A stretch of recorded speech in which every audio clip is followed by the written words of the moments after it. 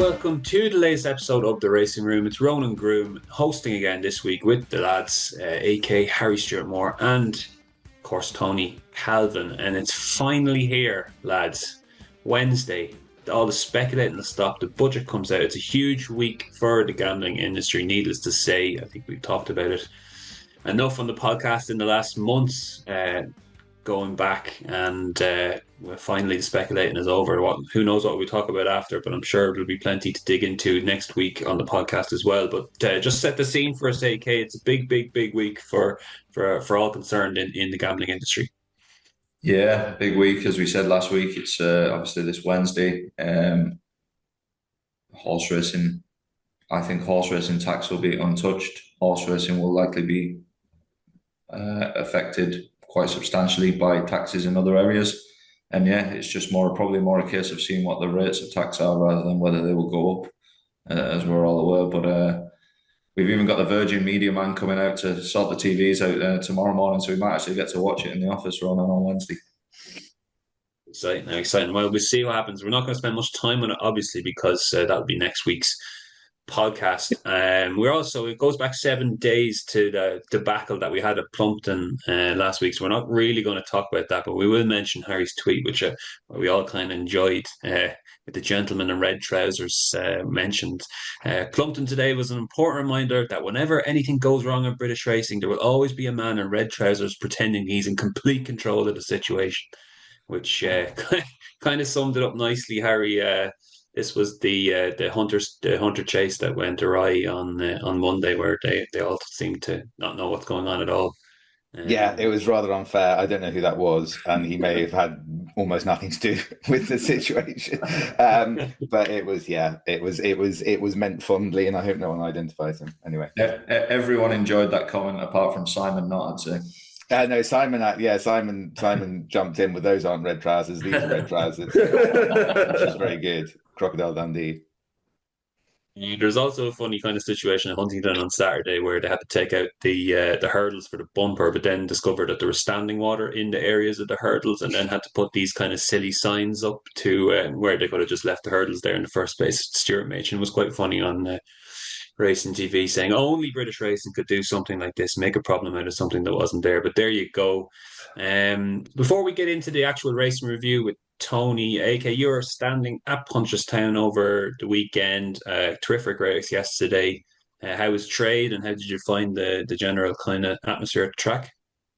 Yeah, it was good. We always enjoyed Punchestown. We had 3 pitches for the first time. So we had the rails pitch, we had the frontline pitch, and then we bought a pitch off the Manus bookmaking operation as well on the end line. So 3 pitches in operation.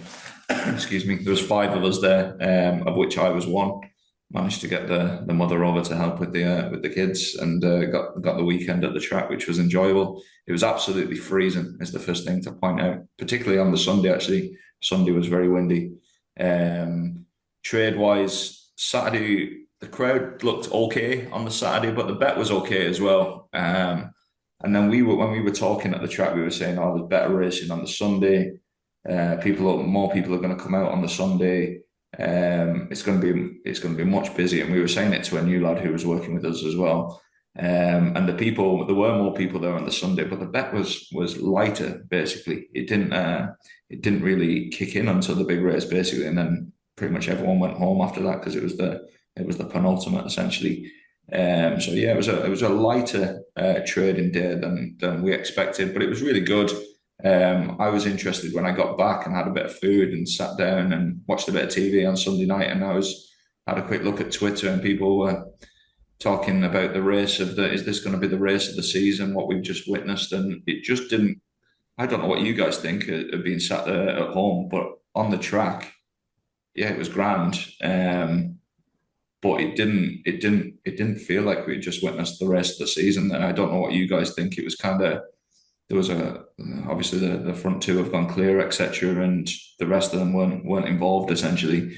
Didn't feel like atmosphere wise it was. I just witnessed the rest of the season. I wonder what you think about that.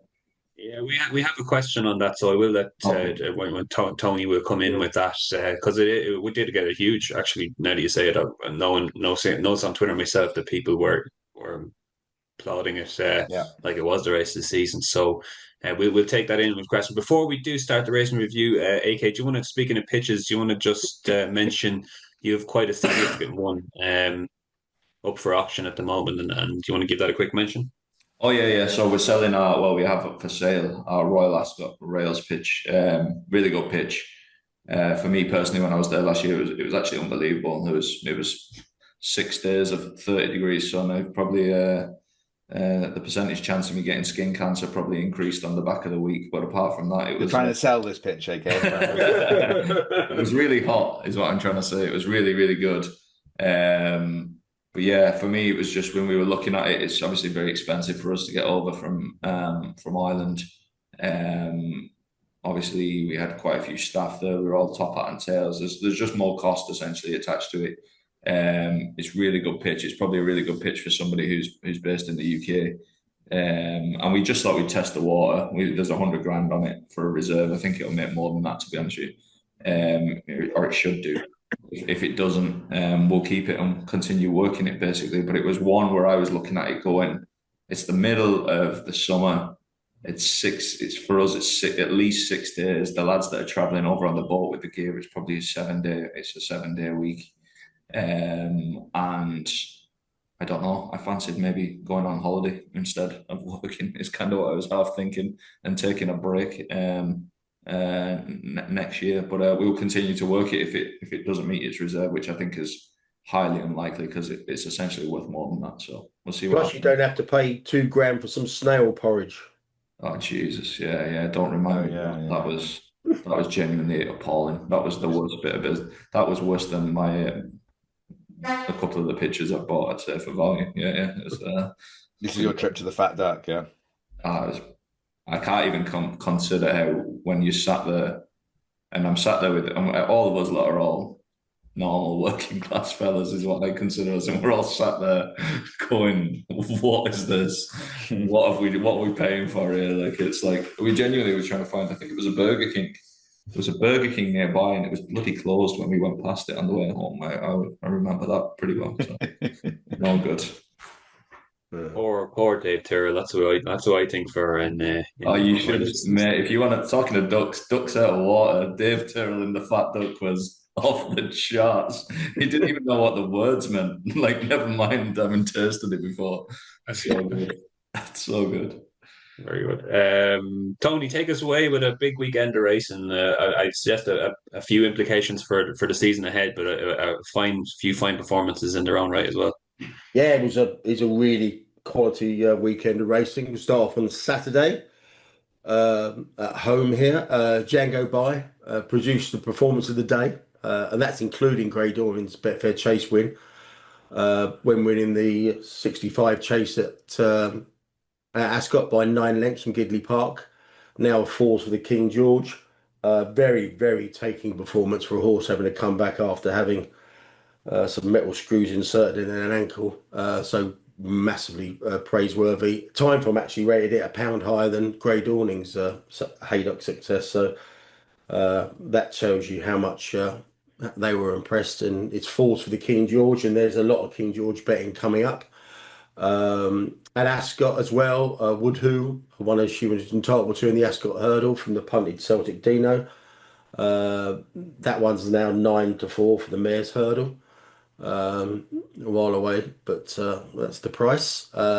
Grey Dawning, impressive in beating Royal Pagaille in the aforementioned Betfair Chase. There's talk of the Savills in Ireland next, but given Skelton's seeming obsession with winning his first trainer's title, I imagine he might try to find a lucrative race for him at home to help with the pound coins for that trainer's title. But yeah, that was a good performance. I thought the second round a brilliant race given his age, and the ground could have been softer for him. But yeah, very impressive performance from Grey Dawning. On that Haydock card, the Jukebot Man advertised his King George claims with the win in the Graduation Chase. He's now sixes for the King George. And Aroko shortened for the Grand National after finishing second, as he did last year. Wasn't overly punished to finish second there, and he's now 12's favourite for the Grand National. I think that just goes to show how kind of like how little value the anti-pose markets tend to offer now. But on that Haydock card, there was a notable win in the handicap. It was graded company next for Cabro de Maffan. Ran away with a handicap hurdle off 140 on his first start for Dan Skelton. First start from Paul Nicholls. So I wouldn't imagine Paul Nicholls was particularly chuffed to see that horse actually bolting up. And that horse now is quoted between 8s and 20s for the Stayers hurdle. That's probably more of an understanding that there's nothing in that Stayers hurdle division that will which will deter an up and comer. But yeah, that was really impressive. And in Ireland, Lossiemouth won as she should have done when beating a 143 rated horse in the Morgiana. That's now 5-2 for the mare's hurdle and 7-2 for the champion hurdle. So the postscript to that is, I don't know if you saw the video of Lossiemouth in the paddock afterwards, tried to have a nibble at Mullins. Nearly got him as well, actually. Yeah. That was quite amusing. On the Sunday, obviously dominated by Gaelic Warrior, out battling his main market rival Factor File. The rest nowhere in the John Durkan. The runner-up hit 1.15 according to Timeform. I'm not sure if that's entirely accurate because they basically have a baseline of how much is risked at that particular price. I didn't see the race live because I fell asleep while watching Scotland v Tonga. But that was a very good performance. The jury's out on whether it was billed as the race of the season, whether or not that was kind of like borne out. But the winner now ranges between 11-8 and 7-4 for the King George. The runner-ups between 3s and 6s, but I'd probably hold fire there if I were you. Woody was making noises that both horses may have had a harder race than was ideal on their comeback. So it'd be interesting to see if one or two or neither go for the King George. So we'll see there. As regards the race itself, we had a question from Gary DC. How many were schooling in public in the John Durkan? I think the betting is probably quite instructive here because for a race that had the Gold Cup winner and various other Grade 1 horses in it, Grade 1 winners in it, the fact that Gaelic Warrior was 13-8 and Factor File was 11-8 and the others were at least 14s or bigger on the exchange suggests that there was only 2 out for the day there. To be perfectly honest with you, the fact is that you had a last time out 6-length Gold Cup winner.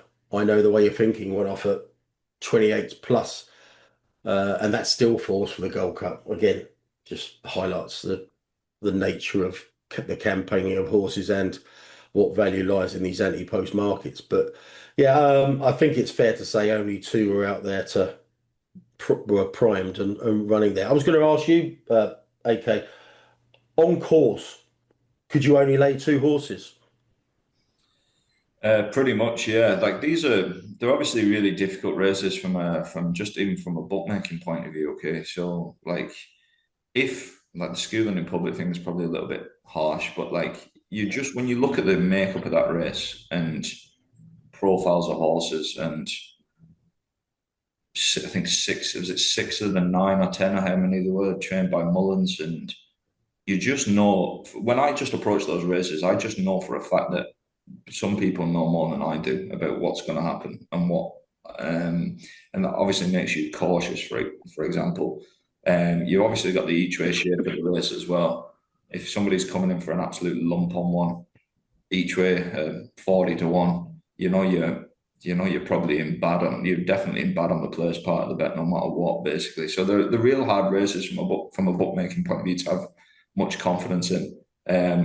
I've heard some, even probably on this pod, we've heard some people over the years being negative about horse racing, but Jesus, watching Scotland and Tonga over that race is probably right up there, I'd say. I was planning to switch over, but I fell asleep. Yeah. We laid a couple of big bets, Iron Maximus each way, which were interesting enough in the ring, but that never featured. You tend to not.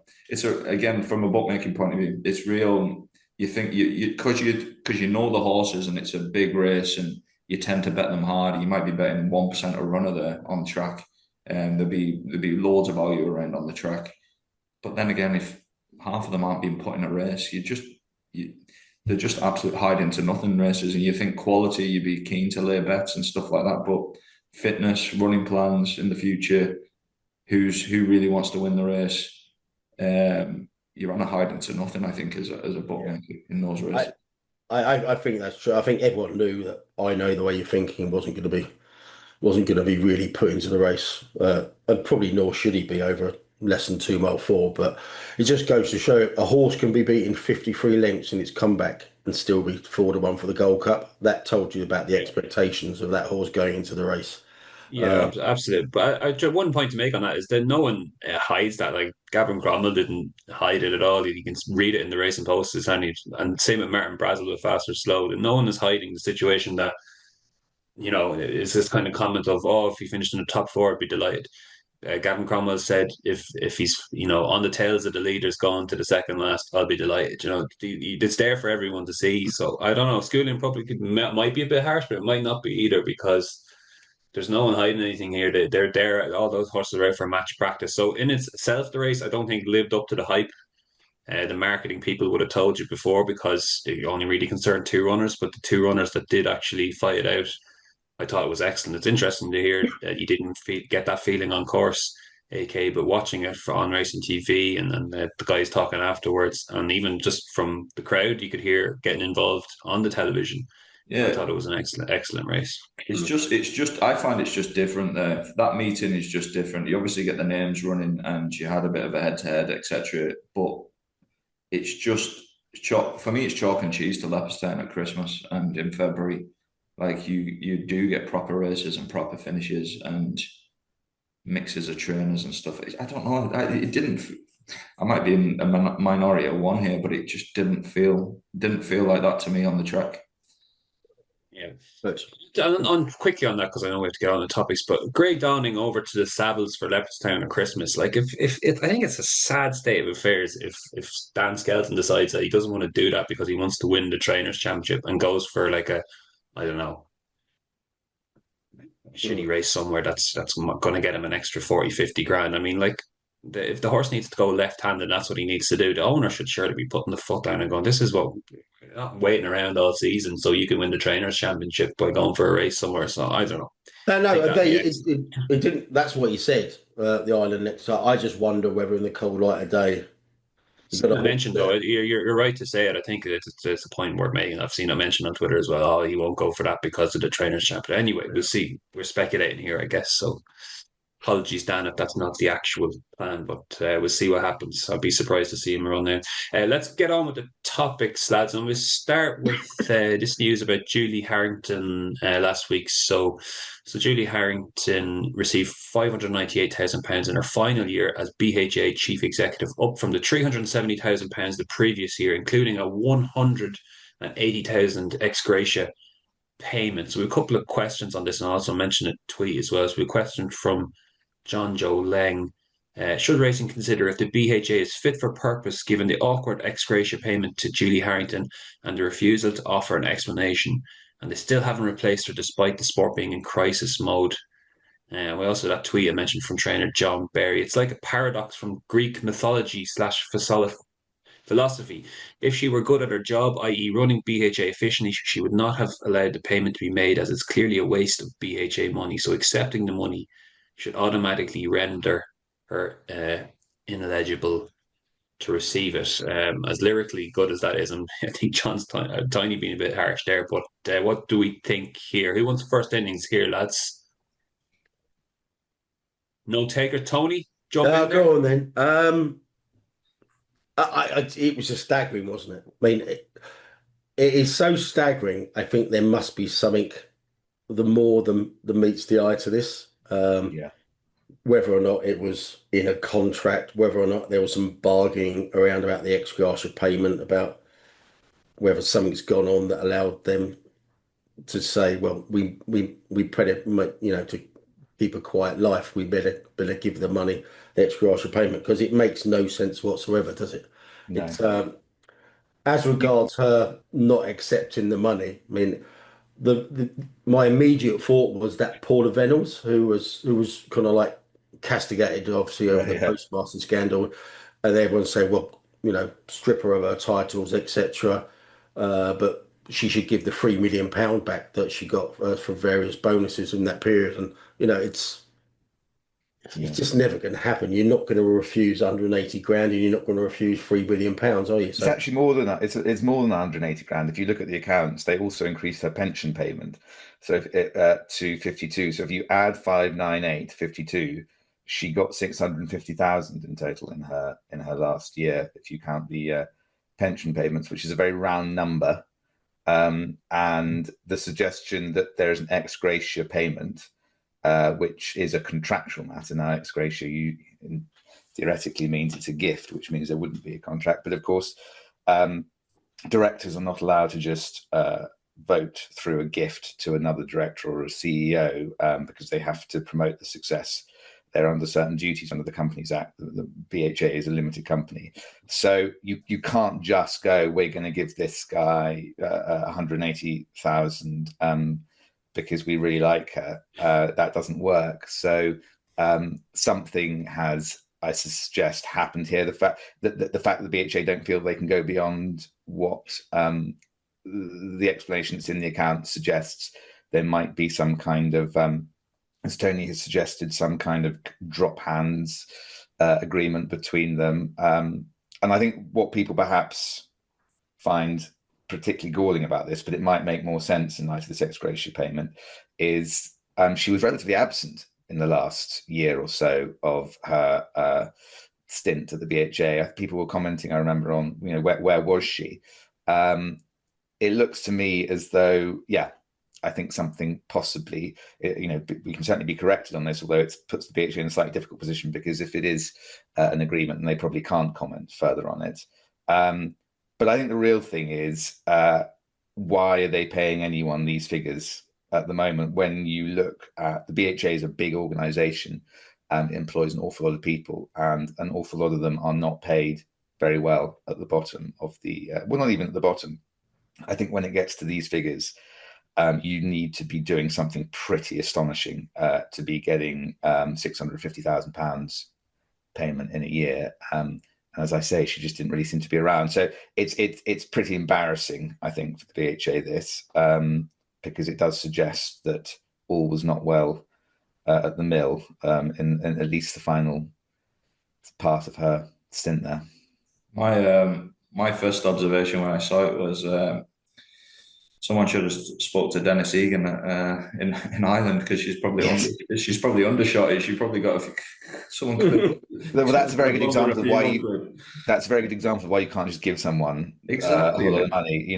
That's not what's gone on here, because it would be a complete scandal if that's what happened, and that's not what's happened. I don't think there's no accountability, is there? There's just absolutely no accountability. It's fairly scandalous, but everybody knows that. Like I said, there's plenty of blushing faces, but they don't care, do they? Nobody cares. It's tragic, and after what was achieved in inverted commas by Julie Harrington for the sport of horse racing, at what point is a racetrack like Chester going, this is the lady we need? Like, it's to paraphrase, jobs for the boys, but not a boy in this situation. Like, it's just. It might explain why they're being so careful about who presumably being so careful about who they're going to employ next. But it's gone on too long, I think, this of not having a CEO, because an interim can't make long-term decisions. Where's one day a week Alan? Has anybody heard anything from him since he got the gig? Well, you tend not to hear too much from the chairman, but also I gather, in fairness, that he's working an awful lot more than his one day a week from things you hear anecdotally. But I think this thing of not having a CEO at a time like this, when particularly with all the politics that have arisen over the last 9 or 10 probably months, the worst period that this could have happened. The worst period possible, because like we keep predicting, let's hope we're wrong, or let's hope I'm wrong. Predicting could be Armageddon after Wednesday going forward, like with just how it's going to change the industry, and it's not good. fucking 650 grand for that year. My God. She can buy that Ascot pitch off me. Well, at least the Racing Digital project that they have planned is well on schedule, lads. But that we move on to our next topic here because that's exactly what we're going to mention quickly here. So, Racing Digital, which is a joint venture between BHA and Weatherby's, is due to replace the racing admin site used by professionals to make entries and declarations and record other things for racing. Besides, the project began in July 2021 with a 3-year build timeline, but it subsequently emerged that the intended September 2024 launch date has been pushed back. It was then planned that Racing Digital will be introduced in phases this year, that was not expected to be fully operational until 2026. However, the system's introduction has been hit by further delays. The BHA has invested 1.9 million into Racing Digital through loans in 2024, bringing its total investment into the project 5.9 million, excluding interest. This is a bit of a shit show, Tony. Yeah, we've covered this before last year, and this is exactly the kind of thing that a COO and a CEO should have grabbed hold of very, very quickly. If it wasn't working to the degree that literally no progress was made from 21 to 24, someone should have just put a stop notice on it, put it out to tender. You'd have got professionals in there. Well, they wouldn't have been cheap, but they would have been efficient. I just don't see how this has been allowed to, perpetuate for so long with no end in sight. It's a complete and utter shit show. And I mean, I do use the racing admin site, and it's fine. It's fit for purpose. You can find anything you want on there. It's not very easy to navigate, but I didn't see a pressing need, to change anything. But that's obviously people who use it far more than me, owners, trainers, etc.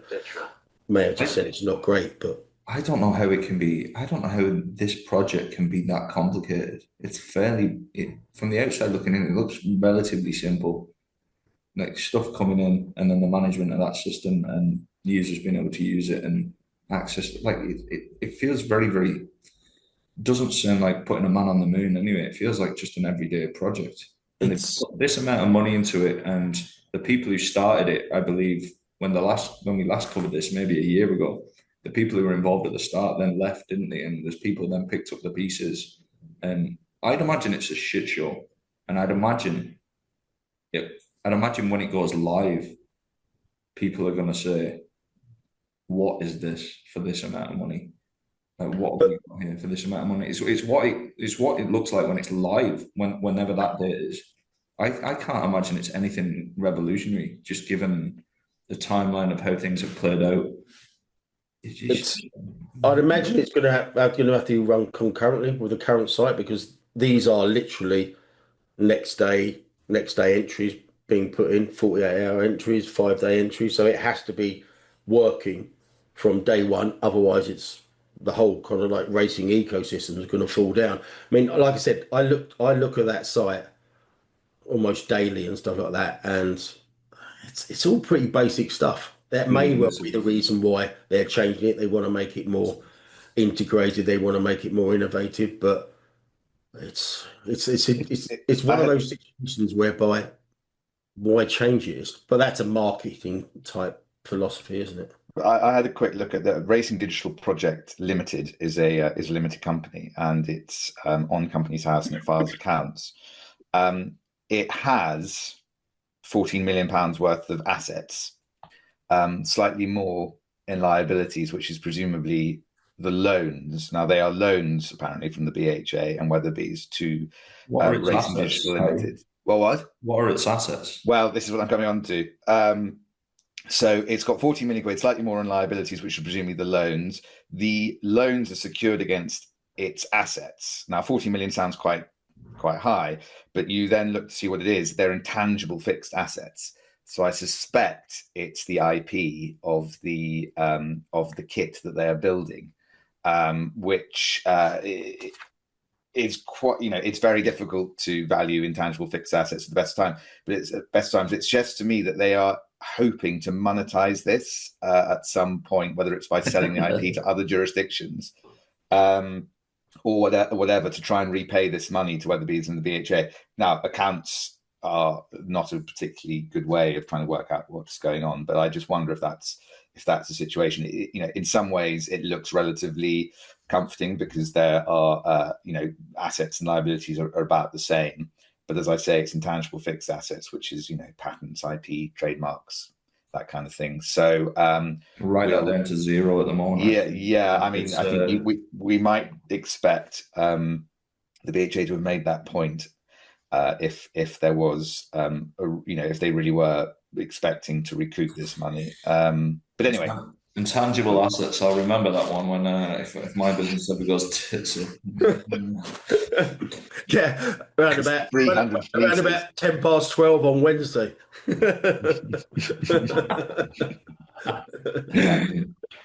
You need a few intangible assets.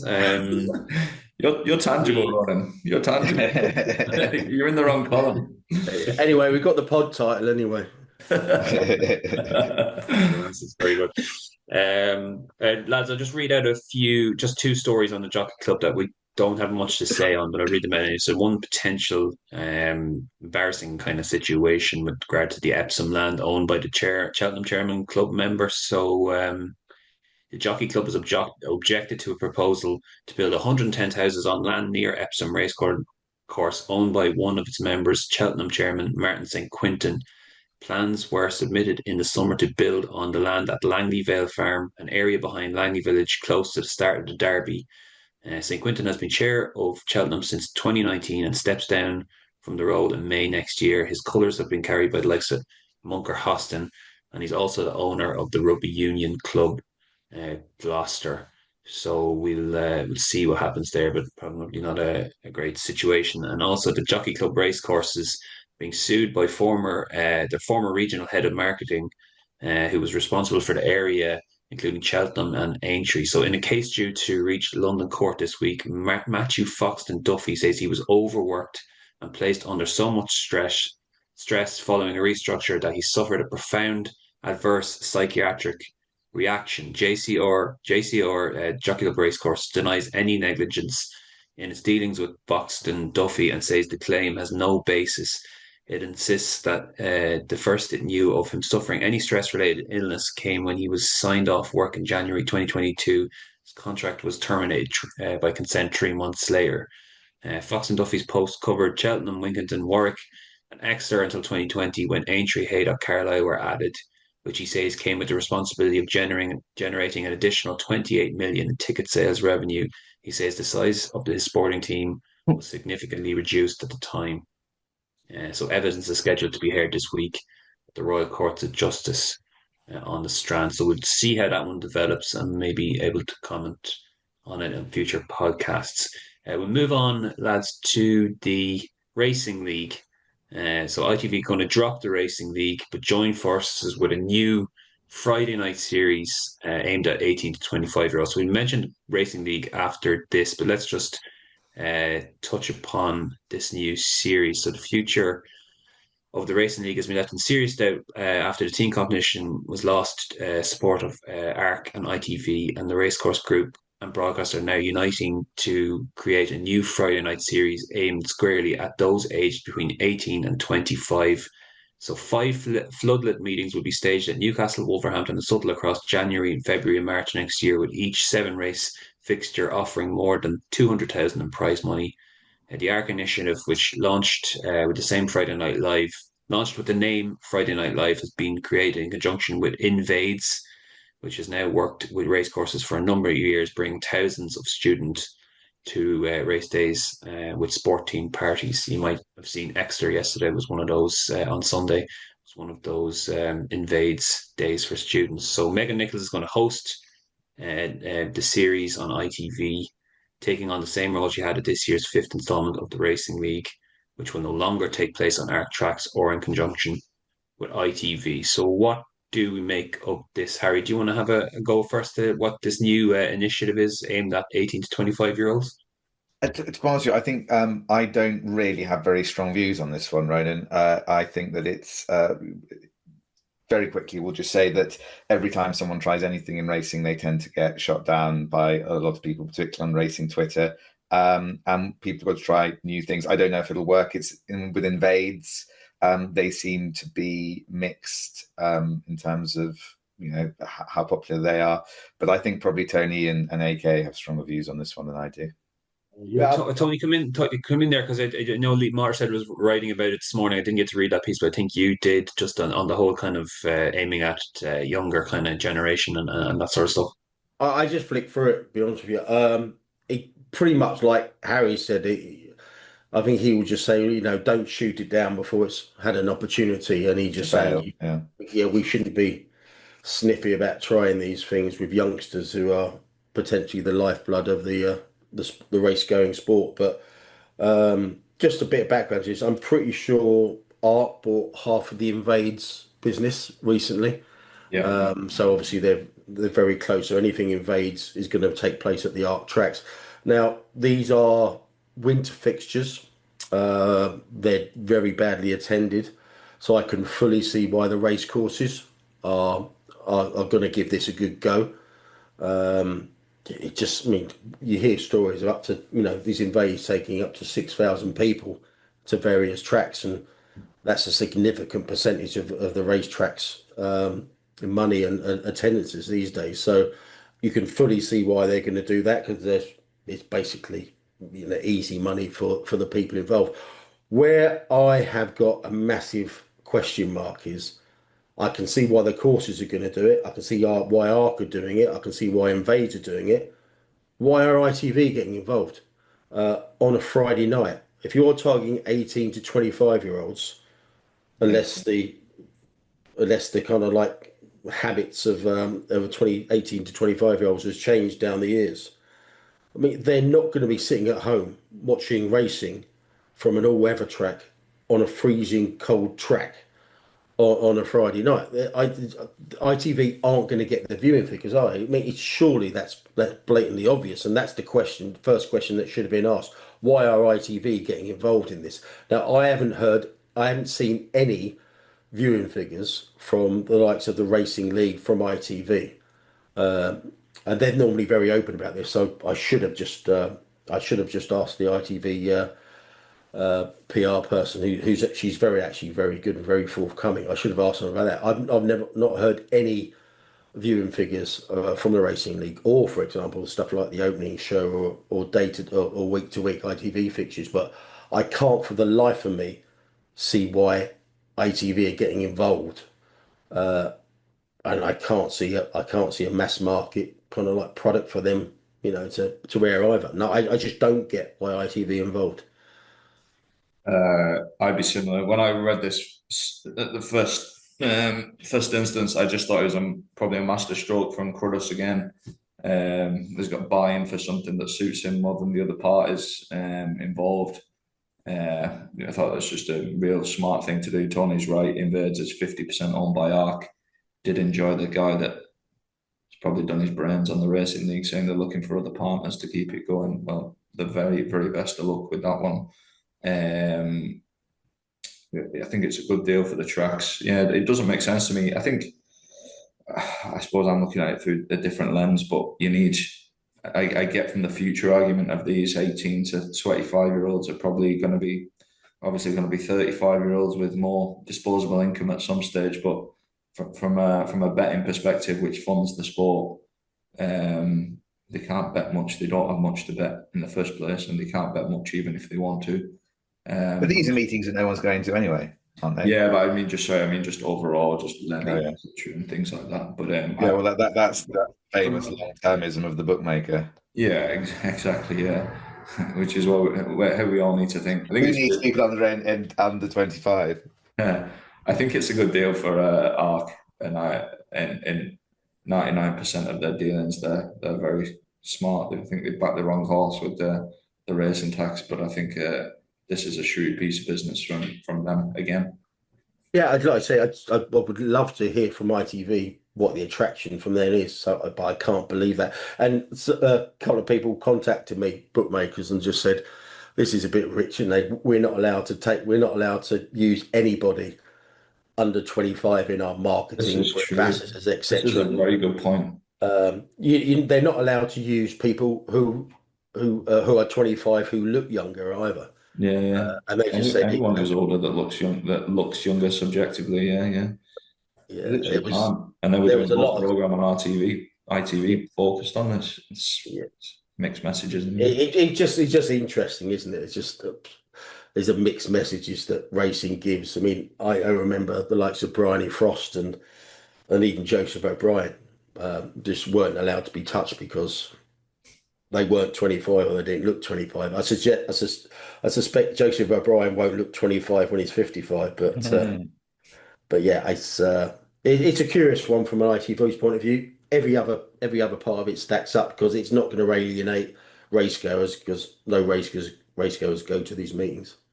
Mm. We'll just touch quickly on the racing league because you would have thought, as you said, AK, it's a case of good night and God bless for that. But the founder Jeremy Ray has come out swinging and just mentions two quick quotes here. So we knew what was coming and what arc we're going to do, and now it's out there. But we want to continue with the racing league. We are pursuing other options as to where we can showcase it this year.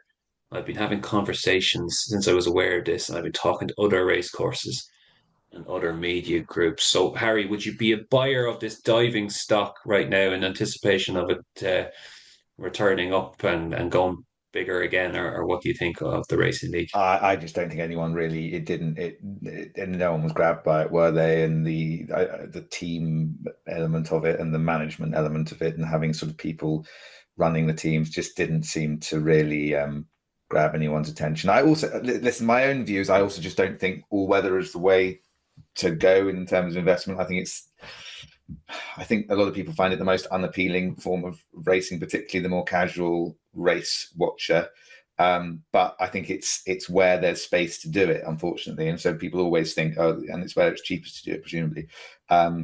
Let's always do it on the all weather. So I think actually everything is going to be slightly anchored by the fact that it is not a brilliant racing product, a lot of all weather racing. So yeah, I don't think that the racing league will find. I don't think we'll see much more of it. Team stuff doesn't work for individual pursuits, does it? Bar one-off events, maybe like Shergar Cup, Ryder Cup, like teams.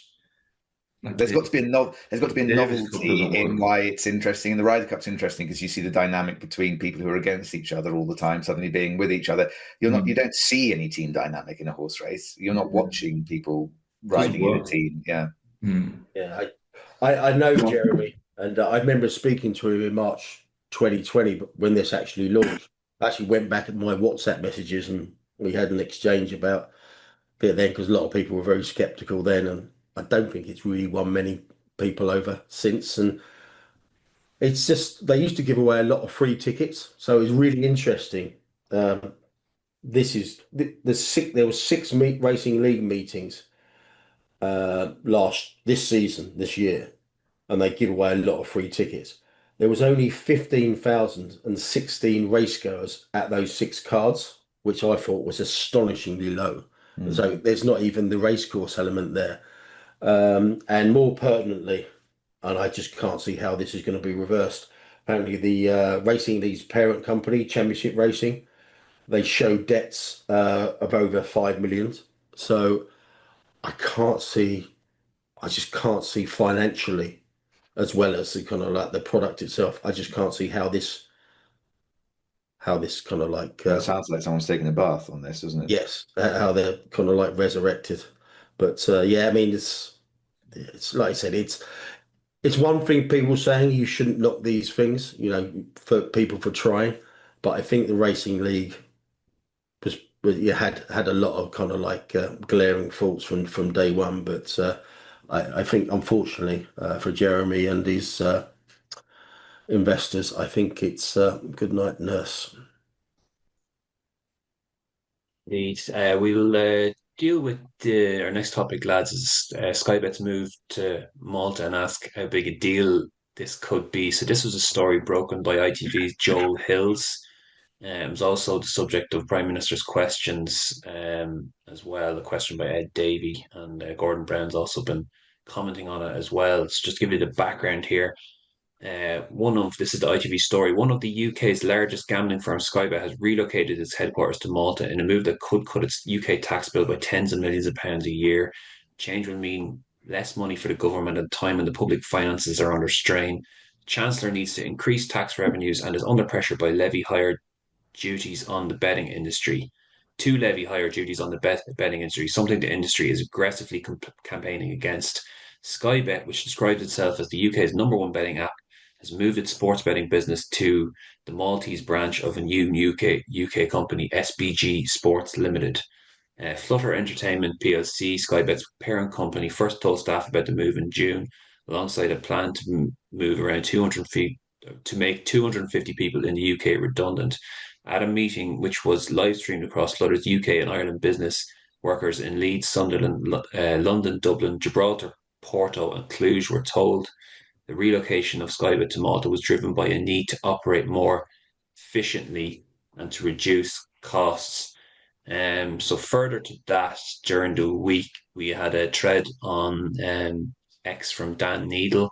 Anyone who probably do it injustice by trying to describe exactly how he's gone into detail here. The first tweet in the thread reads, "New investigation. How Skybet relocated to Malta to avoid £55 million tax per year. The kind of tax planning is often reported as clever but perfectly proper, and there's no suggestion that any laws were broken. But here it looks improper, and laws may have been broken." AK, what did you make of all this? What I made of this, the first thing was how didn't they do this previously? Is the first thing I thought. Like what kept them around for so long? I think people would be in shock if 365 disappear from the mainland. I just couldn't believe they were still here, to be honest with you. And one of my first things was, without knowing specifics about the tax and if laws have been broken or not. So I was obviously wondering why they were still here.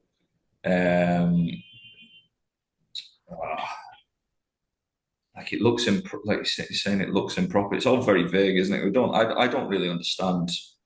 Obviously, it's not my in any way area of expertise, but one of the things I thought was, if firms of this size who benefit from enormous economies of scale feel the need to do this, it's fairly apparent that they think that without it they're going to take a massive hit on some of this stuff, and stuff isn't going to be profitable, and they'll have to rein back. And we might see that in the next story with another brand. Well, I think in fairness, they're pretty profitable, aren't they, Skybet? Yeah, but if they're predicting what's coming on the market and how that's going to affect profitability, yeah. I think it just, if anything, it shows you how hard it is to be a bloody independent, to be honest with you, because you wouldn't have advice at this level and be able to do some of these things. But yeah, it's interesting. It's amazing the amount of traction it's got, because it just blows my mind that people don't consider second order consequences, I think, of certain things, whether you agree with stuff like this or not, or whether it's improper or not. I don't know the answers to that. I'm not in no way a domain expert in any of that stuff, but it's the people who think decisions are going to be made around taxation and things stay the same and improve for certain areas after tax goes up. It's just blows my mind. I think that the difficulty with this is that it's largely incomprehensible to normal human beings, this story, certainly including myself. But essentially and I think this is very early days, but this could end up being having a much bigger impact on the gambling industry, particularly at sort of the big core level, than this budget could ever hope to have.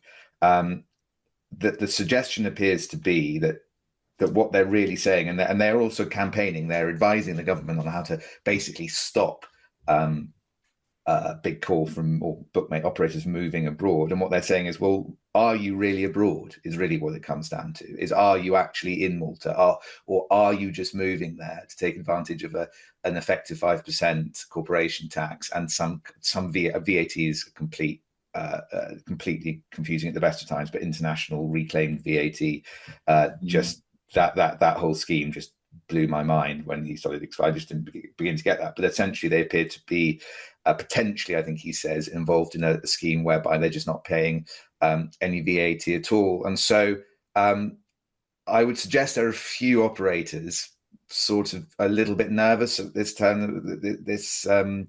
of events, and whether, and indeed a few advisors. Because, of course, it's all very well. What they tend to do is go out and get advice from the jurisdiction in question. Oh, can we move to Malta? Can we move to Curacao? Can we move to Gibraltar? But actually, have they got adequate advice here as to what the effects would be from if HMRC decided to challenge these things? And, the thing about Dan Neidle is he's dangerously effective, as we know from the media law world. I mean, he's largely solely responsible for the whole concept of what are called SLAPs, which are these strategic. I can't even remember what they're called at the moment. But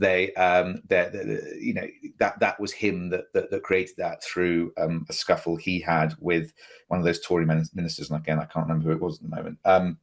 But when he speaks, people in power listen. And I think that, as I say, if it suddenly becomes not very attractive to be offshore, then that will have hugely seismic effects on the industry in a way that this budget will, I think, look like a speck in the distance. Well, it's important to clarify some of the offshore stuff. Like you're still paying plenty of stuff in onshore. It's VAT. Yeah, but your corporation tax, if your corporation tax it's also not being paid here. You're paying 5%. I don't think anyone cares if it's 5%. I think the point is that you're not paying it where you're largely operating. I think that's really the point that they are making. The thing about Dan Neidle is, even if you don't understand it, I mean, I read that thread a couple of times. He's a really impressive figure, isn't he? He's very. I think the phrase we used when discussing it was forensic. He will just go past. And I think that line, he wouldn't have used this term loosely. Laws may have been broken. Now, I think if he's saying that, that will resonate with every single bookmaker. The wording was unbelievably strong without saying you are doing this, wasn't it? It's like it was like going up to that line, but not. Well, he gave. If you read the full article on their website, he gave Skybet Flutter the opportunity to respond, and the response they're not going to respond in detail because they don't have to. So no, but they. Well, I'm not sure about that. I think they might have to down the line. He might say it quite quickly. Yeah, they might have to down the line, but they don't have to him as well. No. They don't. We should. Sorry. No, but I just think that the real danger is that he's put another spotlight on the industry, and I think that the real thing about all this. It's become so much more politicized than it's ever been, gambling, and it is so much more part of the public discourse.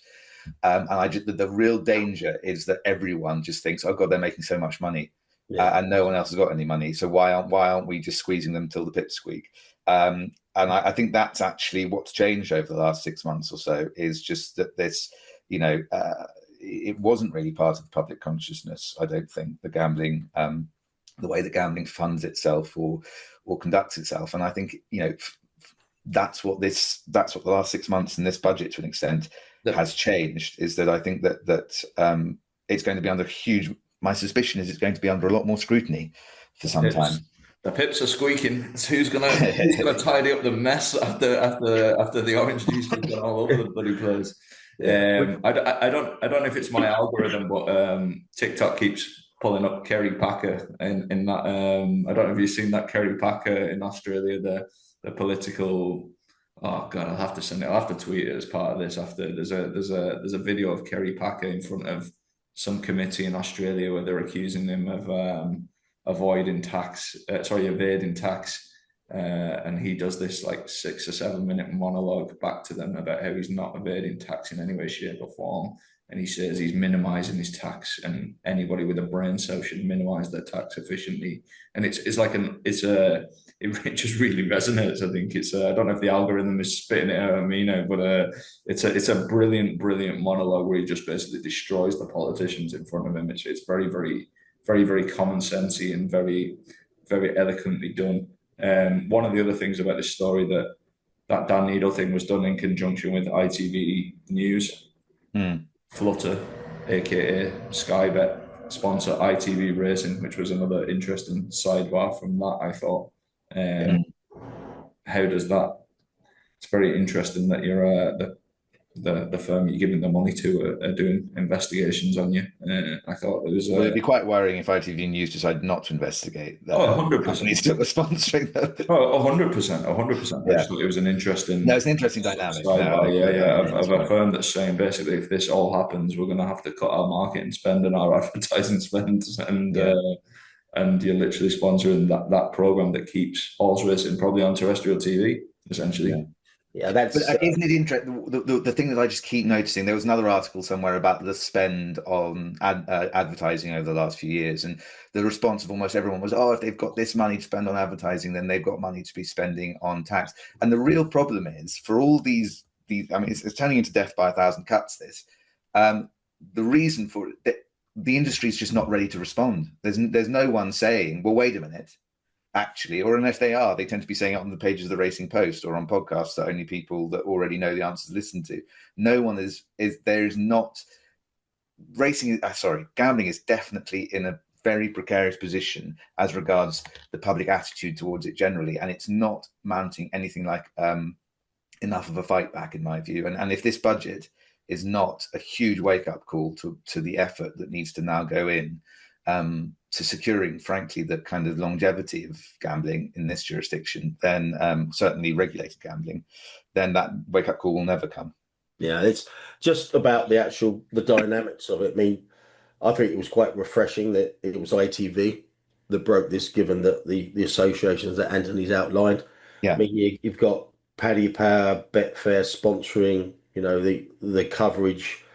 You've got Skybet doing their Sunday series with ITV, a new initiative there in recent years. You've got Ed Chamberlain, he's obviously the face of Skybet's ads. So I just think it's fair play to ITV for actually kind of like running with this. I suspect the timing, I think they might have sat on this for a bit and brought it out pre-budget. I think the timing is particularly pertinent in all this, but yeah, it was a good piece. And if you're gonna do something like that, you want Dan Neidle as your wingman, wouldn't you? But yeah, it was a good piece, and we've seen nothing of it in the racing or betting media that I've seen. That's true. I just, if Harry used the term potentially seismic there, and it goes to show that the racing and betting media have to be kind of like, you have to cozy up to these people rather than kind of like do an editorial piece on them. I think it's disappointing, but fair play. The ITV's opening show did reference this very briefly on Saturday morning, so that was one mention I've seen, but it's clearly a big story, and a big story that's been ignored, unfortunately.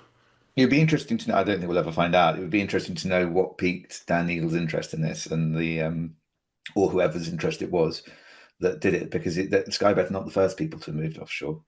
Yeah.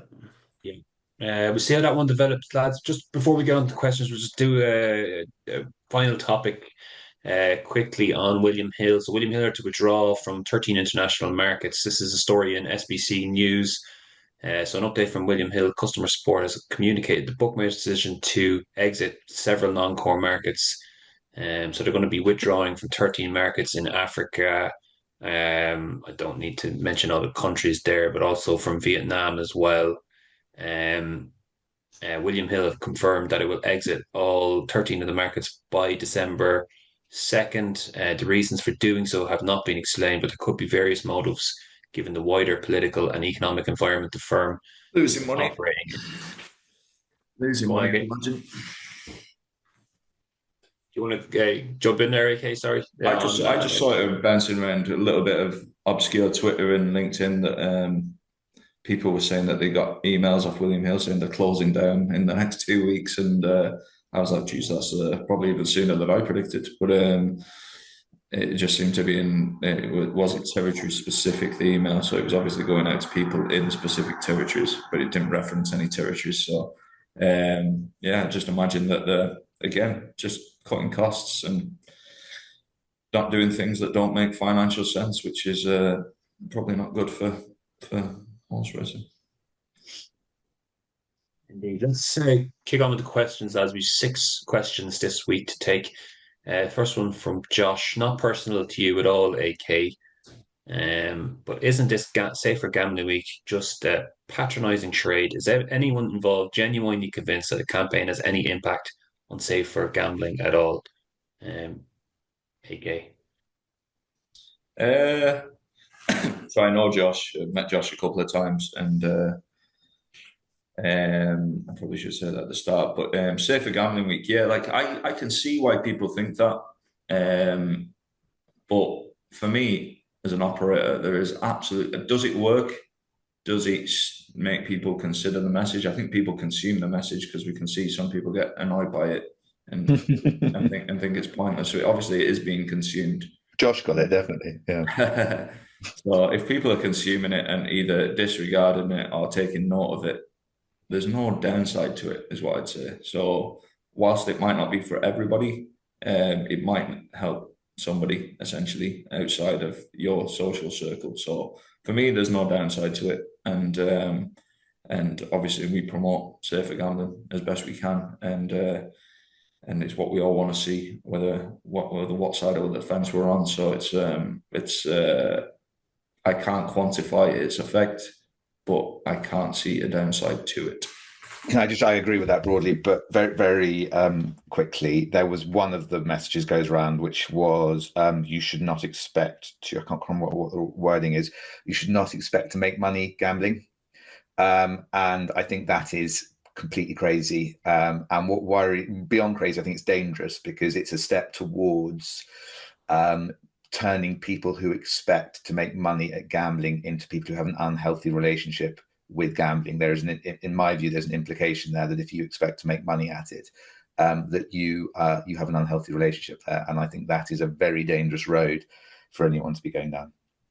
I wouldn't disagree with that. I think you get into semantics of certain stuff. You can see the point they're trying to make. Yeah, you shouldn't expect to earn a living from playing roulette. Yeah, absolutely. But that's the point they should be making. Not you should not expect to earn money from it. Yeah, the actual phrase was, remember, gambling is not a way to make money. That's right. Yeah. Which is just, what is it? Yeah. In those circumstances. Try selling that to a new customer. Have you tried gambling? What is it? Well, it's not a way to make money. Right. Okay. So what do I get from this? Yeah. It's probably a line from bookmakers. Gambling is not a way to make money. They might like it in the short term, but I can assure you that in the long run, if there isn't the hope of making money, then there's no industry. Yeah. Next question from WB Horse and Cricket. With racing and punting in Australia being extremely healthy, what can Britain do to try and recreate the popularity of racing and betting, or is it too late? We were kind of discussing this beforehand. We're not fully aware that racing is in such an extreme, and betting is in such an extremely state in Australia. I think they have a healthier attitude to it over there. It's more ingrained in. It's more acceptable to do it, socially acceptable. We've obviously seen the blogger bouncing around pubs where you can have bets in pubs and stuff like that. We don't have that over here, but it's more part of the psyche over there. I don't think Australia is the be all and end all for gambling, to be honest with you. You can't bloody bet in play on half the stuff. You can't. They don't take bets on rugby because the Rugby Association want 10% of profit, and you just can't do that. They want 10% turnover, I think, on some of the rugby products over there. So people like the exchange doesn't even bet on Aussie Rugby League and stuff like that. So I think this utopia, people see this utopia of Australia, I don't think exists, but I do think they have a much healthier relationship and acceptability of it, which I quite like.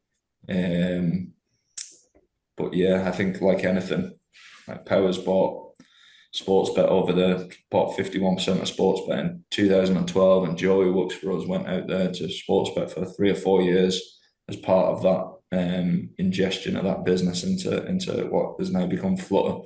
And I think they were probably good times, and recent times are probably a little bit more like here, where everyone is taxing the bejesus out of things and things aren't working, and there's more migration offshore. I think that does occur out there as well, and it is occurring more. With regard to racing, I think the questioner probably pointed out that, or would point out that the attendance and stuff are much higher in Australia, and I can attest to that as well. And they do it very well. And I know like if you put British racing where it's 25 degrees every day, more people would go racing. Do you know what I mean? It's kind of like you fucking got to get people to Ludlow when it's pissing it down. Like it's just like good luck. Like but that's the charm. They tell you that's the charm of National Hunt racing, Nicky. That's what the charm, but it's not going to capture the masses to do it, is it? I don't think ever. Yeah, I don't know. Yeah, we'll see. And I know people have looked at the big spring carnival out in Flemington and suggested that they should do that with the Cheltenham Festival. I think they'd be lying in the streets if they do that one day on, one day off thing. If that something so drastic was suggested back here, but we'll see. David Ashfield, more question for Harry. But in the end, of Bulger wrong horse case. If the maiden hurdler who ran in the novice chase had injured itself, the jockey or anyone else involved in the race, who would have been liable? The person who failed to scan the IHRB or the trainer, Harry? Well, firstly, it would need to be actionable, but I think you get into an area called contributory negligence there, where it would depend who got more wrong if there was a negligence case. So what you often find is that someone will be adjudged by a court 60% wrong, and then actually the victim might be 30% in the wrong, and so damages are adjusted accordingly. But more broadly, I think that in order for it to be and in any way actionable, the horse would have to be so obviously inappropriate for the race. It would have to be something that really was dangerous to put horse. And the fact of the matter is, most racehorses can get round without causing. I mean, obviously, if you put a llama in or something, then life might be somewhat different. But one would have hoped that people would have spotted the llama. So yeah, that's the answer to that one. I was quite surprised. Richie Forrestal did a piece on this, and he said, which I didn't know about, that not all horses are scanned before they run. They literally just they cherry pick horses. Oh, yeah. So yeah, it's not a blanket approach to scanning all horses, which I thought was extraordinary. I think I think you should be largely able to rely, if you're the regulator, on trainers bringing the right horses up. Actually, so I'm going to be relatively protective of the officials on that one, because they really, what next are they going to be asked to check? Frankly, it's that you should be bringing the right horses along. I think I disagree. I think that should be the first thing they do. What, check check it. Well, I suppose from a an integrity point of view, there's an element of that. But I can see your point. But I just think that I do think it's pretty extraordinary to try and put the wrong horse in a race by mistake. It makes more sense if you're doing it for skullduggerous reasons, but they obviously weren't, and so it is pretty extraordinary. Do you know you said the referenced a llama. Does anybody remember there was a race? I'd only just got into the industry. There was definitely a race about 15 years ago where I think it was a national hunt race, and a Piebald horse ran in a race. Did anyone ever see that?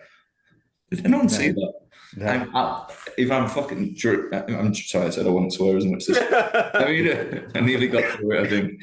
No, you didn't nearly get through it. It was good for me. Good for me. I'm pretty sure one of them horses ran in a race about 15 years ago. Somebody point that out and put the video up, because I definitely saw one of them horses just absolutely tailed off after about 2 furlongs at the back. Well, do you remember what the context was or how it got It was in. in It wasn't England. like I'm sure it was in running in the England. It field wasn't next even. I would door. have assumed it was an island, but it was like. I'm pretty You get certain those races at Hexham where you have the horses running along in the field by it the wasn't track. It that. wasn't that. Definitely wasn't that. I'm pretty certain it happened, but I might be just going mad. Sorry. Do you know when we before we come on these videos and we always say, right, lads, we'll be efficient now. We'll get through the topics real fast, go through the Yeah. questions, bang, bang, bang, and next And thing then we're and on a then we have tangent this is about one of AK's piebalds and llamas. dreams from 20 years ago. Yeah. It Half an hour. happened. I'm telling you, it happened. Definitely happened. Let's just ponder about potential llama piebald race that happened in 2050. Piebald llamas. That's Right. There's a Right, new hold a up. We new got name oh for we the got new name for the we pod. got three questions to go here. The weekly questioner, David Brown. Thanks, David, for your question again. Betfair scrapped the premium charge it brought in. Betfair scrapped the premium charge and brought in the expert fee. Yet liquidity keeps collapsing. Have reforms missed the real problem? And what does that mean for punters and racing's funding? AK, do you want to take that one? Yeah, just I think generally I couldn't even be bothered working out. I couldn't even understand the premium charge properly. Like expert fee is just another like Was it ever publicly properly explained, the premium charge? where they do Was it a try bit and of a mystery? try and get on a live chat and get someone to explain it to you. It's Yeah. absolutely off the charts, unbelievably hard to understand. Expert fee. I won't even know what the expert fee is at this stage. I don't use Betfair. It's just you just can't use it. You just can't use it. And from an affordability point of view, Yeah. they've been decimated by I affordability. think that's what it is, isn't it? And No one can get the money into their You accounts. just can't. Yeah. You can't load an account. You can't. No. And the problem is the people that would have used it would have been all sole tradery type gamblers and stuff like that. And what they want to see, you can't provide, and it's just nuke liquidity, and it just doesn't exist. Like you're genuinely looking at the John Durkin 15 minutes before the race. There's no money in the market. Go best of luck getting matched on a place bet on Betfair or any exchange. It just does not exist. The market's just not there at all. Yeah. Just very quickly on the premium charge in 2007, I had the unenviable task of trying to explain it to people and things like that. And there were some briefing documents. Did you understand it when you were explaining it to people? Yeah, it was very, very involved. But trying to kind of like summarize it and give kind of like snippets to people, it just didn't lend itself to that. If I remember rightly, there was also no one knew when it would kick in. You didn't know at what point they'd suddenly decide that you were subject to the premium charge. Did they? It was pretty random. I was in this is back when I was literally trading every single rugby match in running. I actually got caught up in the premium charge, so I was actually getting hit, and I had to go out and defend it. There were two other journalists that got hit in there as well. One was literally like a back delay trader in running, and the other one was literally laying 50-1 shots as they were falling out the back of the TV. And they were the first two people on to me about this. And I said, look, unless you want me to go and have a look at your account, I'm not going to get involved with this. But it was a massive shit show at the time. Yeah. As a friend who likes politics explained to me recently regarding my tweet, my viral tweet, when you're explaining, you're losing, and I think with the premium charge, Christ, you have to do some amount of explaining, and most people didn't understand it after that. I don't know what the expert fee is. It's by the by at this stage. They've literally nuked the platform as good as, and there's just nothing there. So. I've never heard of that. I use Bet, but not anywhere as much as I did for obvious reasons. But I've never heard of the expert fee. Yeah. David Morrissey, why do race courses get surprised by low sun when the jockeys pointed out on the way to post? It should be very straightforward that X race course on these dates, if any danger of sun, they dull off the flights. End of. It's a joke how they think of this 10 seconds before the off, Tony. Apparently, there was a cross country chase where they did it very, very late on yesterday. There's nothing like low sun to boil people's piss from a punting point of view. But as we say, kind of like every single week when we get a question, there's nothing you can do about it. Kevin Blake's wrote some good stuff on it, hasn't he? I think the Lawson stuff and how in France they don't make any changes to it. I think Yeah, but horses and configurations. They literally just it's the sun. You can fucking horses. yeah, see but it if differently. you're a I race, think the jockeys are quite anti-racing to the sun, aren't they? yeah, but Yeah. it's the jockeys who prompt it. But Exactly. Yeah.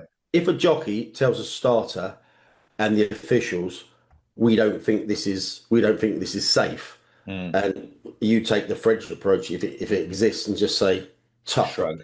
Yeah. you're going to go into it, and then something bad happens, Yeah. Yeah. then it's a legal shit show, isn't it? Yeah.